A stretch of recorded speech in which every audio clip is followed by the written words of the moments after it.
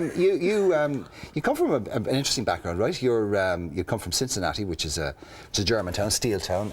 Your father's a genealogist, is he? Genealogist, yeah. And you're a political science graduate.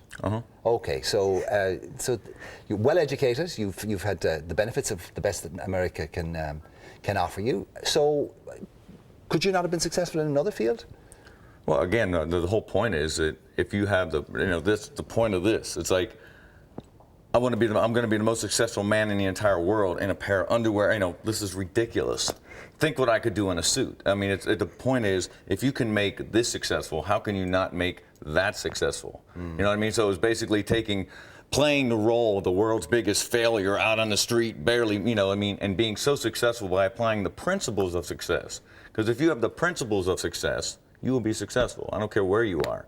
Care what your position is. If you do the right things, if you're the right man, you will rise to the right place. So you're taking the dollar and you're taking the mick in the I'm best taking possible. 10% of everybody's everything. Just going licensing, royalties. It is brilliant. You went to New York and you wanted to be a model, and then you started busking, but you weren't making that much money. And then someone suggested, take your clothes off. And next minute.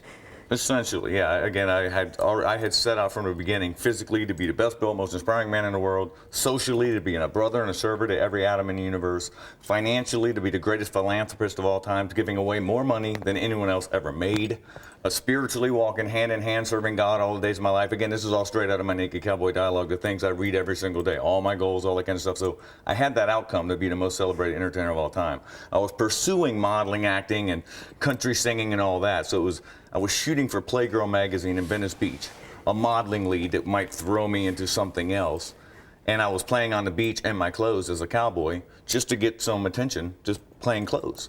The photographer, when I made no money, suggested playing in my underwear. So it was literally the marshaling of all the things I put together.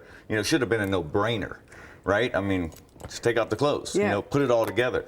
And when I did that, again, it was like zero to hero, one day. No one paid attention to me the first day. Next day, I'm taking pictures. I'm on the news.